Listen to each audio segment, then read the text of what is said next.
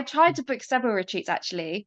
I'd booked 3 retreats beforehand and they'd all cancelled on me because of my health, because they thought I was going to be a liability or whatever. They wouldn't even allow me to join on the retreats. And then I found Adrian and it felt perfect. And I went along. I wasn't really sure what to expect, to be honest.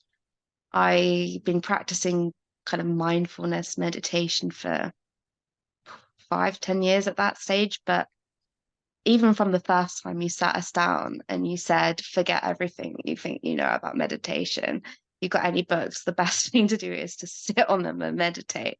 I was like, maybe this is going to teach me something a bit different.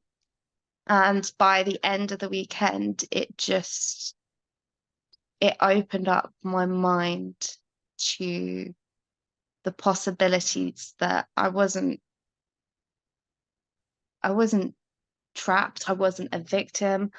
I wasn't defined by my past. I am, and that is it. I am a being. I am part of the universe, and I don't really know. It was so fundamental, the shift in me, that I oh, that was it. I started actually listening to my intuition. I'd always heard it, but it was all amongst all the voices in my head, and I could never tell the good from the bad. And I just thought, where are all these crazy ideas coming from? These random things.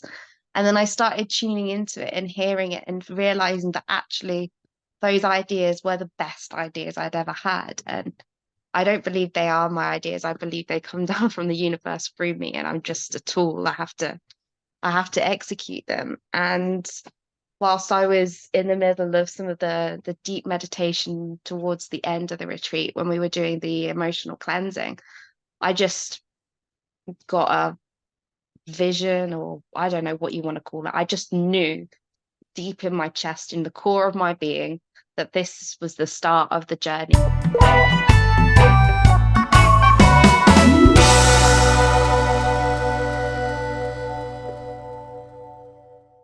Thank you for doing this.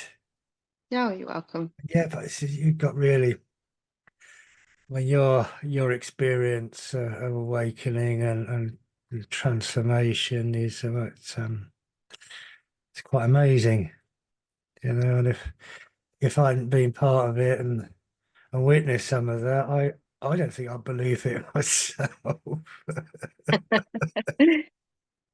I think your sort of experiences like yours can be so helpful to people that are just starting out on this journey. Because Yeah. I mean, you know how tough it gets, don't you?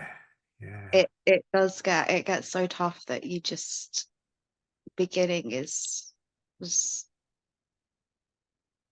you don't think that there is anything else out there, and every time you try it, it's tough, but it does get easier. And I mean, you know what it's like to be in those very dark places too, and Mm, that's something that I think you share with a lot of people that are attracted to this work. And I think it's when you're in those dark places, it can seem, like you say, impossible to escape. yeah. And just to see that that's possible and this transformation is real, it can be such a lifeline to people.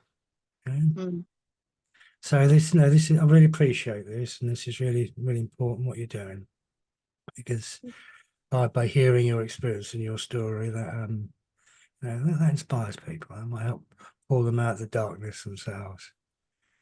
hmm Disclose as much or as little as you want to, but do you want to sort of give sort of a potted history, not that we do past really, of how you arrived here, really?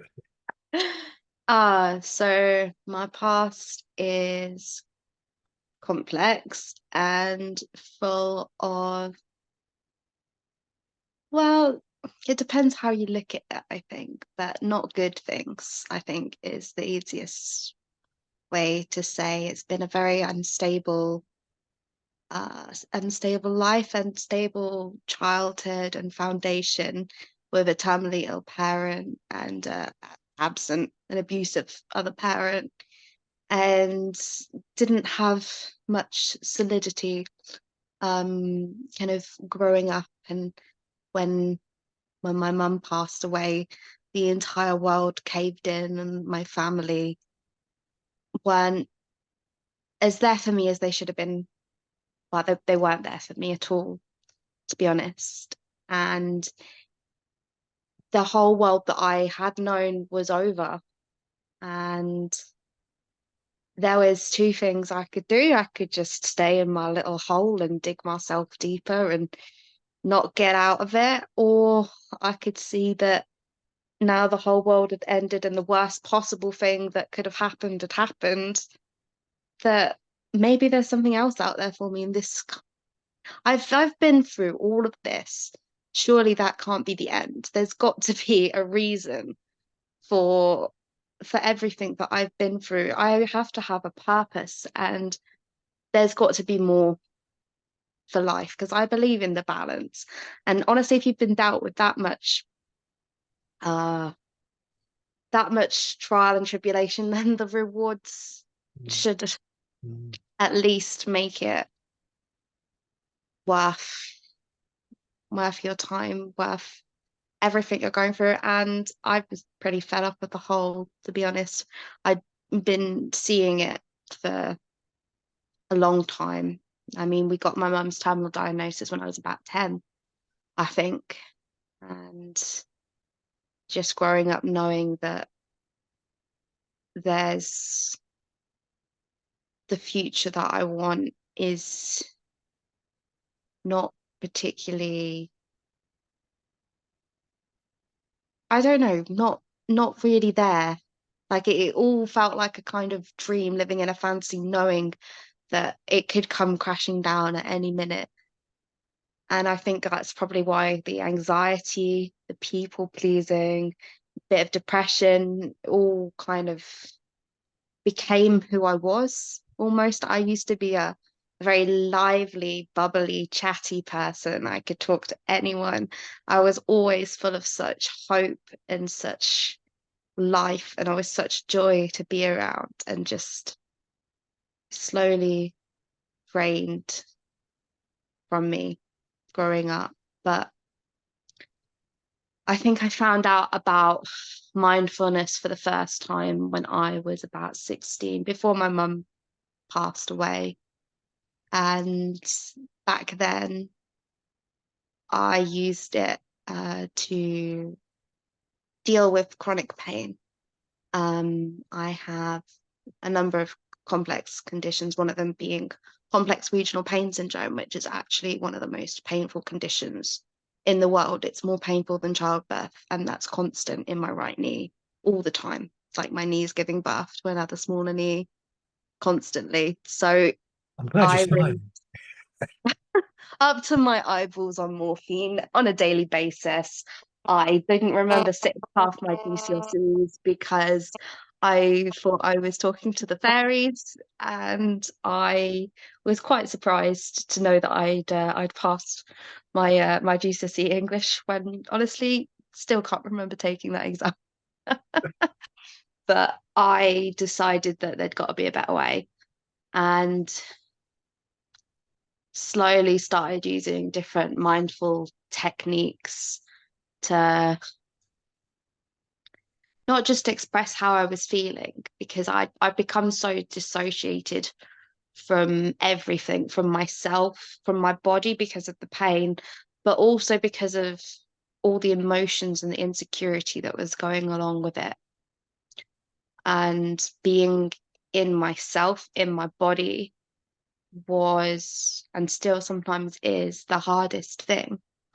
And even as a kid, I tried anything I could to escape from that, which as I got to a teenager became pretty life threatening, to be honest. And my mum battled so hard for so long. They gave her 6 months in 2010, and she didn't pass away until halfway through my exams in my second year of university in 2018. She struggled for so long and kept going to try to see me through university. And the thought of just ending my life and not fighting like what she did, it just felt like such a crime, like, why do I get to be this person that doesn't even want to exist when somebody wants to exist just to see me through? I don't know, kind of felt like a responsibility to myself and to her. And after she passed away, it felt like I had to do it, not just for her, but for myself, because if that was worth living for her, then it was worth living for me as well, I guess. Sit with the pain that brings up. This is why I try not to do too much past, because it brings up A lot of a memories. lot of pain. Yeah, and that's Yeah. as you know, perpetuates a cycle. It's unmindful. So being quite unkind to you really, in getting you to relay this. But this because this story takes a bit of a turn, doesn't it? It does. It does. It got more ill growing up. After my mum passed away, it was one thing after the other. My gallbladder got infected full of stones. Ended up having to have multiple surgeries to have it out. I nearly died twice. Once coming around from the anesthetic, they asked me if I was in pain. I said yes, and I woke up in a different room with 5 doctors around me, stabbing me, and God knows what else. I'd had some sort of anaphylactic shock. And then on the honeymoon, oh yeah, I got married 6 weeks later because I was like, I'm not gonna let this stop me. Not gonna let anything stop me. So we got married. We booked the honeymoon, I think 3 or 4 days beforehand. We went to Spain, and yeah, I got it all infected whilst we were on the honeymoon, so it didn't really end particularly well. Um, and then I found out at the age of 24 I have a genetic condition that I was born with, but that means I have it's a deficiency of my collagen. So basically, it means that not just my bones and my joints and my ligaments, but also my organs are held together by very weak glue or like a really old, overstretched elastic band. So they try to do what they're supposed to. Joints try to keep everything in, but they don't have much power. They break very easily, and they that things stretch more than they should do. But so I dislocate often. Like most days, I'll have at least 1 or 2 dislocations, subluxations multiple times a day, uh, which does make my mobility more difficult. But as long as I was keeping fit and healthy and maintaining the stability around my joints and all the muscles, I was fine until I nearly died with my gallbladder. And then things turned because after nearly a year of not being able to do exercise fully, I my joints just didn't stay. And then I developed a heart condition. The same sort of thing. My heart muscles were trying to push as much as they could, but they didn't have much push power. And I developed POTS, postural orthostatic tachycardia. So when I stood up, I would faint. That made life and work and traveling very difficult, fainting in public every time I tried to move.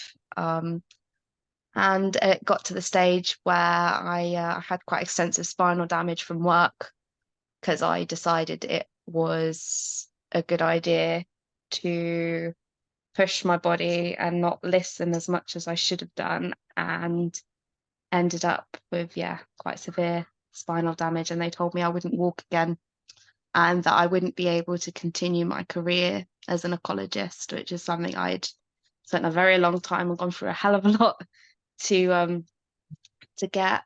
And I just said no. I said, I'm not spending the rest of my life in a wheelchair when I've come this far. And I don't believe that this is the end for me. So I booked myself a plane ticket, and I actually no, the first thing was I came to you, didn't I? Oh, that's what the start of your downfall, wasn't Yeah. No, it? the first thing was I came. So I tried to book several retreats actually. I'd booked 3 retreats beforehand and they'd all cancelled on me because of my health, because they thought I was going to be a liability or whatever. They wouldn't even allow me to join on the retreats. And then I found Adrian and it felt perfect. And I went along. I wasn't really sure what to expect, to be honest. I've been practicing kind of mindfulness meditation for 5, 10 years at that stage. But even from the first time you sat us down and you said, forget everything you think you know about meditation, you got any books, the best thing to do is to sit on them and meditate. I was like, oh, maybe this is going to teach me something a bit different. And by the end of the weekend, it opened up my mind to the possibilities that I wasn't trapped. I wasn't a victim. I wasn't defined by my past. I am, and that is it. I am a being. I am part of the universe. And I don't really know. It was so fundamental, the shift in me, that I Oh, that was it. I started actually listening to my intuition. I'd always heard it, but it was all amongst all the voices in my head, and I could never tell the good from the bad. And I just thought, where are all these crazy ideas coming from, these random things? And then I started tuning into it and hearing it and realizing that actually those ideas were the best ideas I'd ever had. And I don't believe they are my ideas. I believe they come down from the universe through me, and I'm just a tool. I have to execute them. And whilst I was in the middle of some of the deep meditation towards the end of the retreat, when we were doing the emotional cleansing, I just got a vision, or I don't know what you want to call it. I just knew deep in my chest, in the core of my being, that this was the start of the journey and I needed to go to India and Nepal, and I needed to dive deeper into the world of mindfulness and the healing of Eastern medicine, really, because I decided that was, if this was working so well for myself and my mind, then why not extend that to my body? They'd already told me that there was nothing they could do, so why not try do something myself? I'd already had lots of success with acupuncture and massage and other things that there's not the most scientific proof or backing for, but that had worked miracles for me in the past. And I think not the day I got back from the treat, because my car broke down quite spectacularly and then the engine exploded. But I was in bliss coming home from that retreat. I was like, oh, here I am, side of the motorway. Look, I can see all the birds. It's great. Car was all smoking. Called the recovery man, like, yeah, it's all I've done what I need to do. I'm quite happy. And I came home and I was happier than I'd been in years. And my husband was very confused, considering the journey I'd had home. And then yeah, I booked myself a trip to India and Nepal and went on to heal myself quite extensively. So I started off in Nepal. I did a meditation retreat up in it was like a mountain range just outside the outskirts. It was called Osho Tapaban. So Osho is quite a radical. I'm familiar with our Um, show. yeah, it wasn't what I was expecting, and it was Osho meditation is very dynamic. It's Mm, very much active meditation, which my body wasn't actually ready for at the yeah, time. yeah. But the fact that it flipped everything I thought I knew about meditation again on its head was quite something. The retreat wasn't what you'd call pleasant. It was 9 days. I spent the first 3 days crying for 3 hours a day, Good stuff. every day, which is harder than you think. After the first half an hour, I was like, I don't know what I've got to cry about anymore. And you just have to keep going, and you're not allowed any material. You have to find the tears within yourself. And oh my, it was horrific. But the worst actually was the 3 days laughing afterwards. That was I honestly didn't want to laugh again for a long time after that. It but it opened something in me. I think it brought me more in tune with myself and all the thoughts and feelings I'd buried down for a long time. And then the last 3 days was silence, where we just did 3 hours of meditation a day. And I got to connect on a higher level than I had before, because I think all that emotional stuff, all the voices were just quiet because they'd been cried out and laughed out. And it was again a different level of kind of meditation for me. Um, but throughout it, the teachings I got from you, from Adrian, I should say, There you go. were with me, um, kind of showing me that yes, that this is what they were teaching me, but actually there was a even more basic truth, which I think Adrian kind of you say beautifully at the retreat, and having a beginner's mind and just looking at it from a very open mind. It gave another dimension, I guess, to what the work I was doing.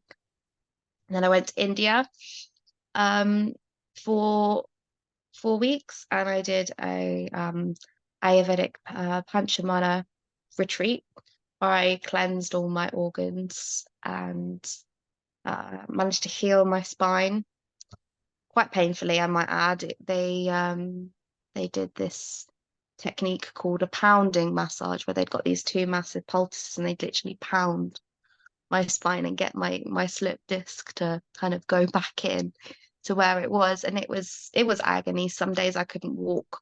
Some days I could walk for a while, and then it would slip out whilst I was walking. But they were very supportive and very helpful. And by the end of it, it kind of stayed put where it was supposed to be, and it didn't really move again.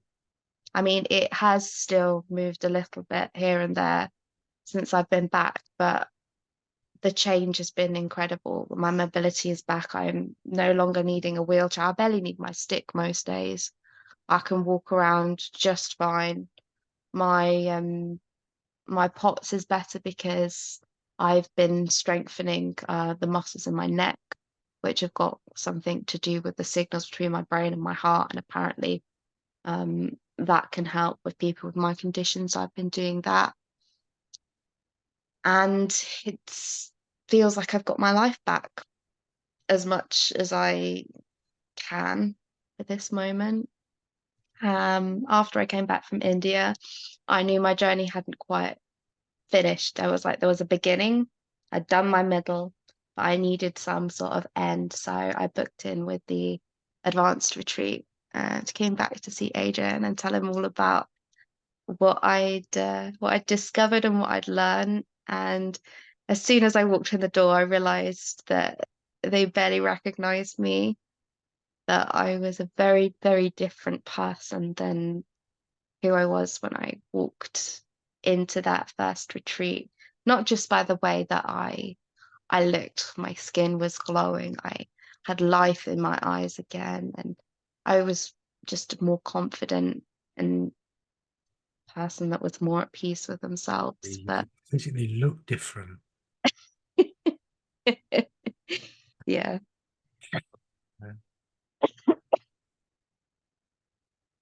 That was, yeah, that was a good retreat, wasn't it? it was an incredible retreat. Yeah, it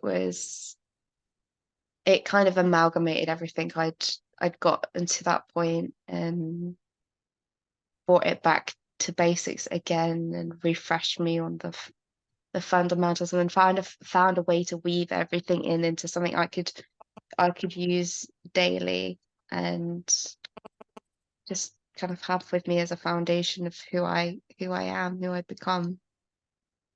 Mm. No going back now, is there? No, there's not. There's not. I used to find it difficult to find even 5 minutes a day to meditate, and now it's part of my everyday routine. If I miss my meditation, I feel it for the rest of the day. It just it gives me a way to start and reflect on the day before it's happened, but in a less rushed way. And I guess you normally do when you wake up, you're like, oh my God, I've got this to do and this to do and this to do, and haven't got enough time. And what if this happens? And what if that happens? And then you get paralyzed and you can't do anything at all. Actually, just taking 10 minutes in the morning to just concentrate on my breathing and tuning with my body. When I come out of it, I deal with my day a lot better. And I have a very different type of day than I do when I don't start my day that way. I feel more aligned with myself and, well, the universe, I guess. And things seem to happen a lot more naturally, I guess. Where's it taking you? This calling. Do you have a sense? Oh, I'm not even sure. I mean, I think the next stage might be for me to do a little bit of inner child work and potentially build up some foundations that I didn't have Mm. in my childhood. But it's like my core, myself, my being, it feels happy and content. And that's something I don't think I'd ever had. I never felt safe enough in my own body to feel those things. Mm. And now I feel profound sense of peace most of the time. Like things do creep back and it's not all roses, but it feels like I have a solid foundation, and I'm beginning to tune back into myself. Mm. Mm. Wow, what a story. So is the suffering all worth it? I think so. I mean, I always think that some of the greatest people that leave the biggest legacy, they've gone through a lot as well. Mm. You don't get to become a great person that makes a positive change and really transforms the world unless you've been transformed and really tested yourself. So my mum always said that going through all of this would make me into a very strong person, that I would be quite different from everybody else, and that I should value that and treasure that, because actually my adversity was my superpower, I guess, in the end. So yeah, that's the strength is I also sense a real sense of compassion and a Yeah. feeling so that I mean your strength is indisputable. Mhm. But when it comes with that depth of heart too, uh, It it, would have been very easy to shut that out, and I guess I did shut it out for a long time. But feeling is who I am, and yes, feeling too much w- became overwhelming. But in the end, it's who I am, and my heart, I feel, is a is probably my greatest strength. Being able to feel as deeply as I do after everything that's happened, and it really helps you prioritize what truly matters in this world. And when you've been through such unimaginable things, it really shows you have moments where you don't want to continue, and you think, what would I do if I could do anything? And that becomes who you want to be. And what was it? I read a quote earlier. Find out who you are and do it on purpose. I think I think that was my motto. That's what I Unashamedly. yeah, yeah, in the worst points of your life, there was always something. There was always something that I was looking towards, even if it felt like a dream, and just keep following it till it becomes a reality. You said something really interesting, sort of like earlier on about this Mhm.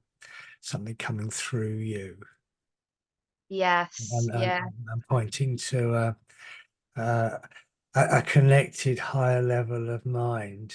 Do you yes, want to elaborate on that? yes. Well, unfortunately for me, it's normally at 3 o'clock in the morning when I'm trying to sleep and I can't sleep.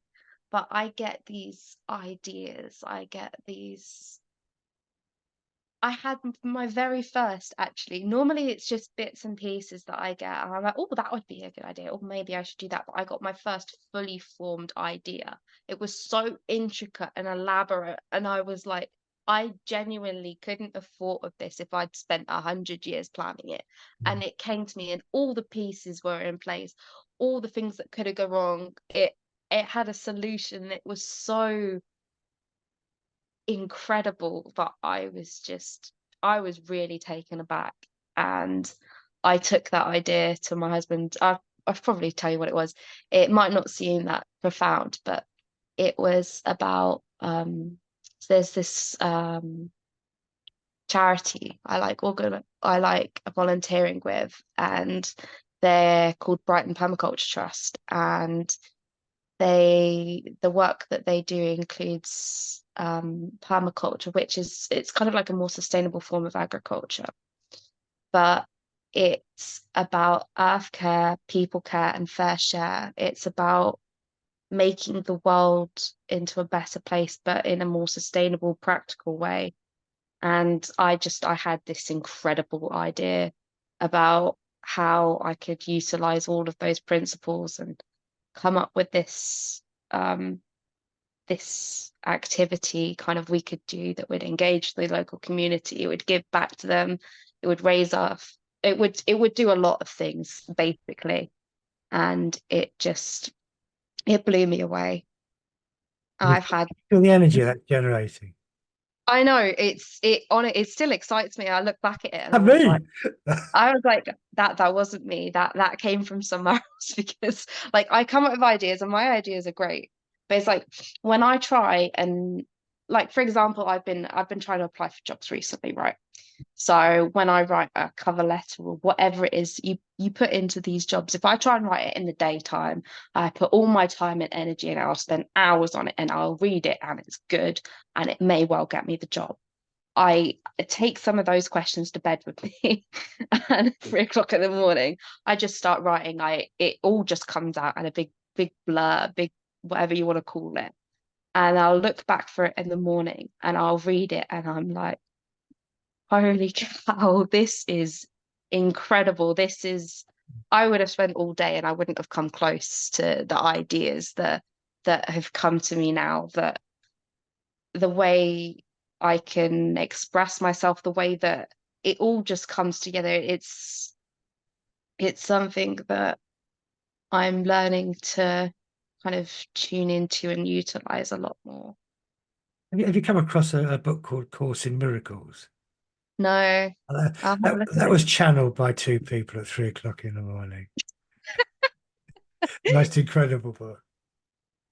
I'll check it out. It Oh, sounds it's a good. big book.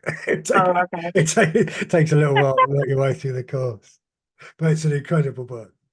And it was Yeah. channeled 3 o'clock in the morning. For some reason, that does seem to be the time it kicks in. I don't understand why it happens so late at night. Like if I'm Well, a little bit I tired, think it's it probably because you've dropped just into a deep state of sleep, and that's the point. That's where it starts to come through. mm, yeah. I always find I have my best ideas at night. Yeah, yeah. But listen to that. That is coming through from that higher level of mind, and it's coming from outside of our conditioning, outside of our learning. It's fresh Mm. and new and insightful, and it's coming from. It has carries a different energy, a different quality to it. It does. I can tell immediately what came from that and what came from me.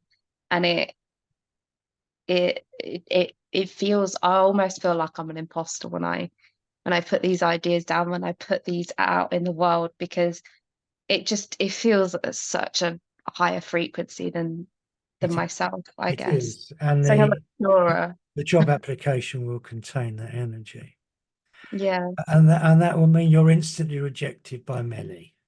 Oh, it has happened. Honestly, Yeah, it's not been pleasant, but the but ones that anybody employs you.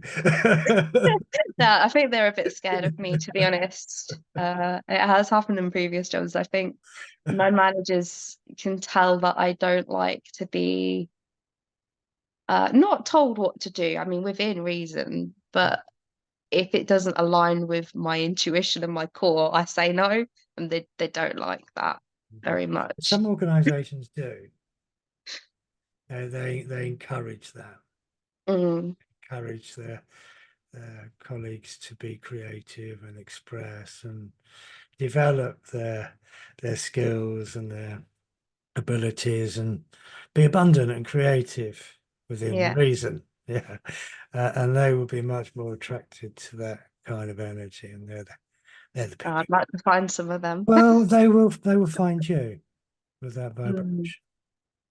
Because if that landed on my desk, not that I just employ anybody, that would be the person I'd choose. Yeah. Yeah, we're not alone. We're not alone. And I don't think you could survive in an organization that didn't carry that vibration anyway. No, I've tried several times and I just can't. I get to this point where I've handed my notice in on jobs. I've only got a month left and I just hand my notice in because I can't deal with the energy that is coming from the organization as a whole, Mm. because it's just so toxic and so, I don't know what the word is, but it's just so impersonal. They don't see you as individuals, No, especially when you're with larger that's no organizations. soul. No, no. And it kills you. It does kill you. You have to, my mum always said, find a job you love and do what you love, and you'll never work a day in your life. And for me, that is very important, because if I'm not happy in what I'm doing in my everyday, then I'm not living a life that's aligned with who I am.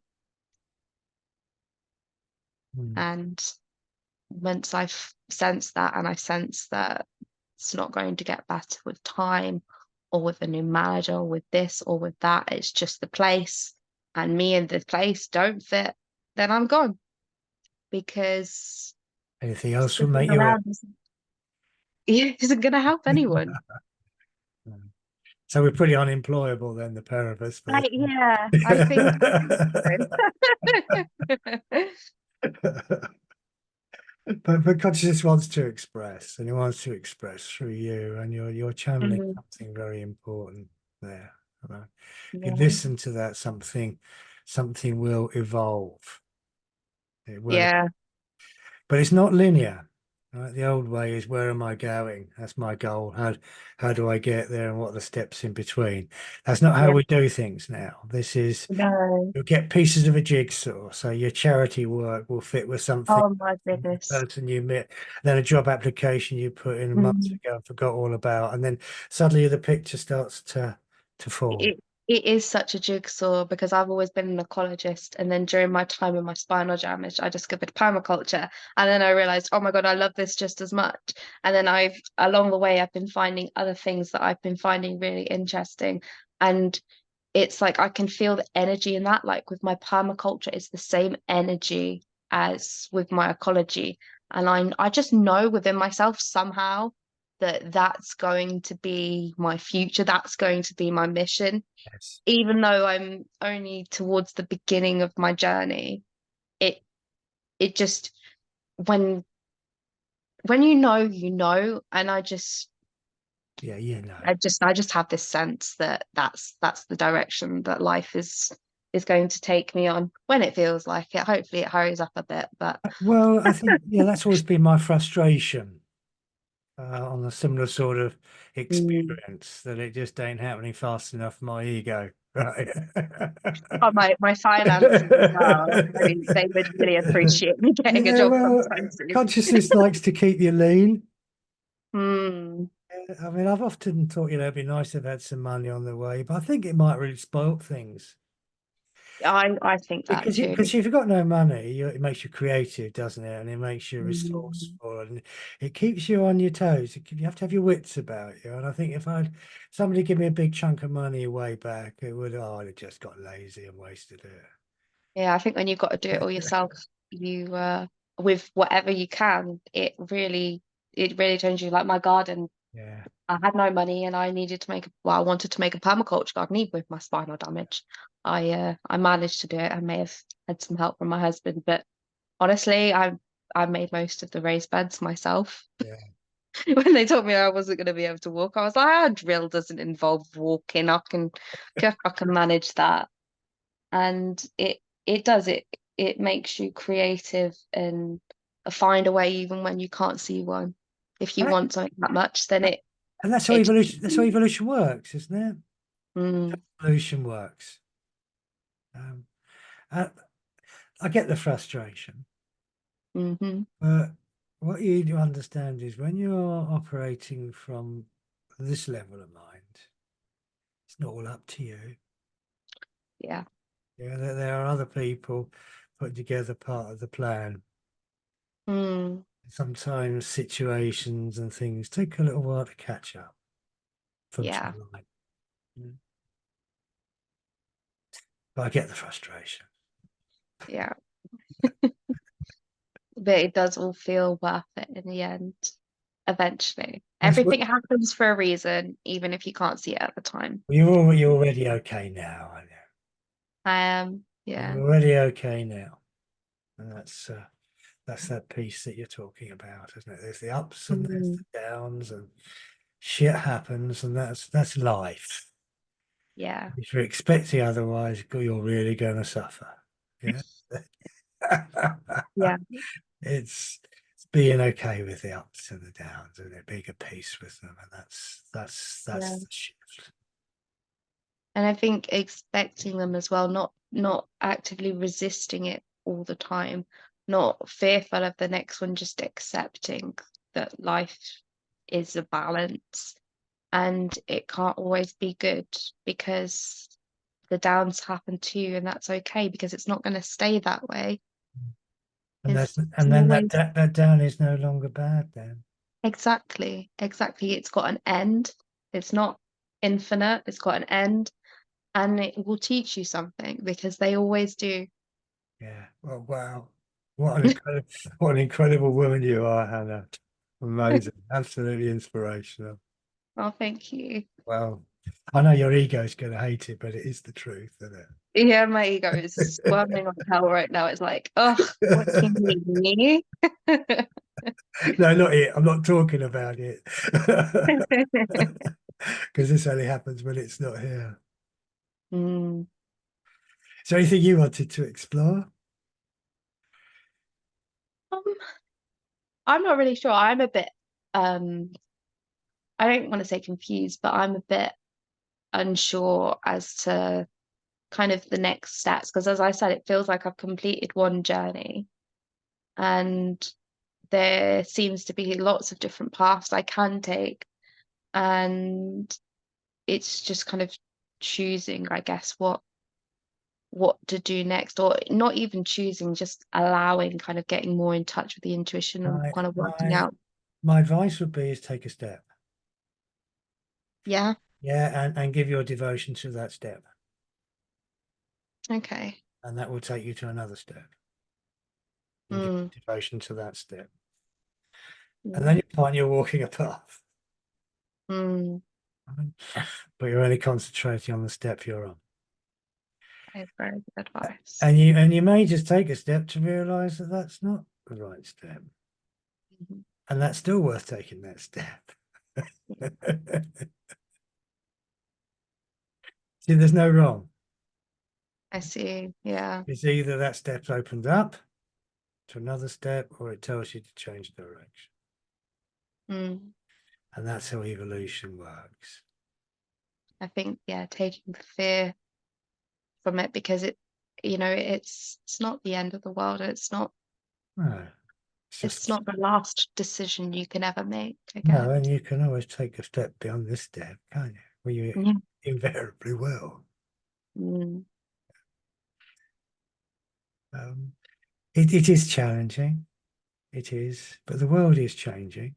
The vibrational field is shifting. I mean, very considerably, I'm noticing of late.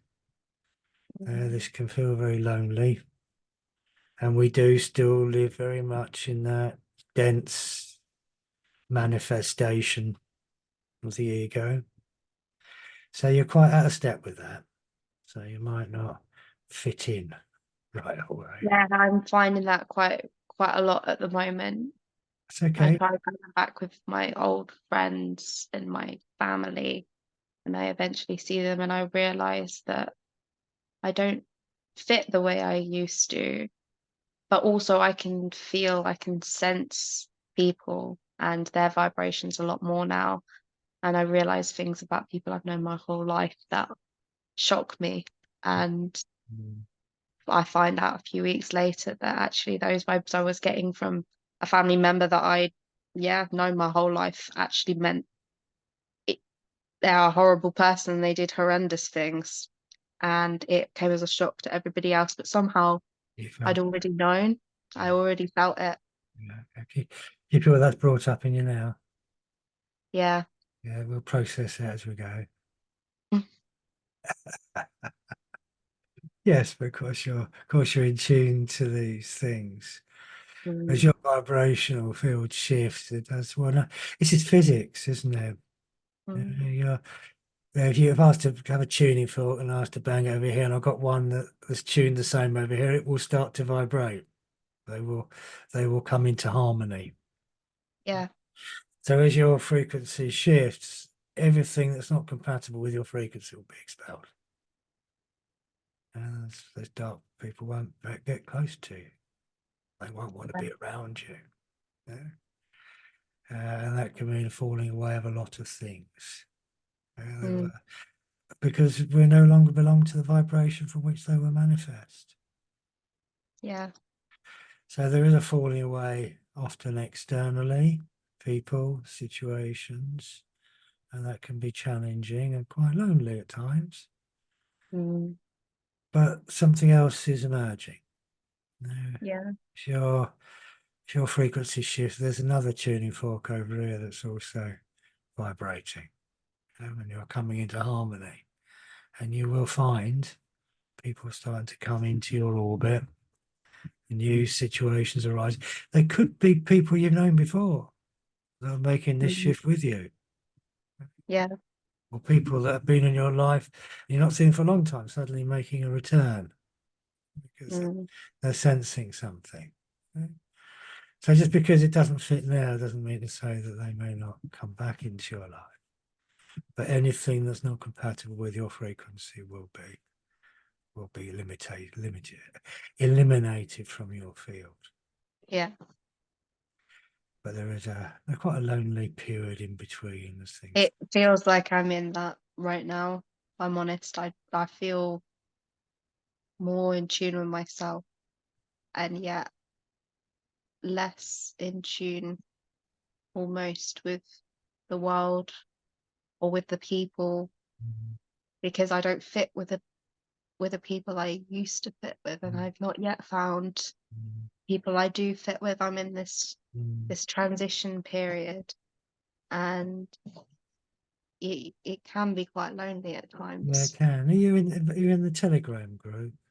Are you- The project. I am not. I should. I will send you a link. Oh, no, should is there? I just can't. I'll send you a link. Do you know what? There's something quite nice building there, all Yeah. on its own. Yeah, because there's quite a lot of people in your position, Mm, and it's quite a nice little group building there. People come together and It's not like a WhatsApp group that's got miles and miles of messages. There's not a huge amount posted on there, but there does. It's all about the energy. Mm, And there is a real warmth there. And if you're struggling, you put something on there, there'll be 30 people willing to help, exactly. because of that kind of people, yeah. Mm, yeah, that sounds like something that would be very helpful for Yeah, me right well, now. I will send you. I'll send you the link when we Thank finish. you. But there's things happening in the project which may help fit some of your jigsaw Mm, pieces together. yeah, I But I hope won't, so. but I won't do future, so we won't mention anything just yet. So your dog's feeling the vibration. Yeah, she is. She's been sat on top of me this whole time. Yeah, Yeah, oh, bless her. yeah, she's a lab. She's not exactly what you call light either. Yeah, yeah, They feel it though. when I feel emotionally charged, she's just on me. They do very sensitive to your energy, aren't She they? does, yeah. She's very in tune. Eh, yeah. Anytime I've got any positive, negative, just anything, she's just there. Yeah. Bless her. Oh, thank you so much for this, Hannah. It's been really, really, really absolutely awesome, inspirational. Thank You you. really, really are a star. Now keep in touch, yeah. I'll send you the link to the Okay, Telegram group, and thank if you. you're struggling, you need a hand, you know where to find us, don't you? I do. Thank you very much. Bless you. Thank you, Hannah. Take care. See you later. Bye.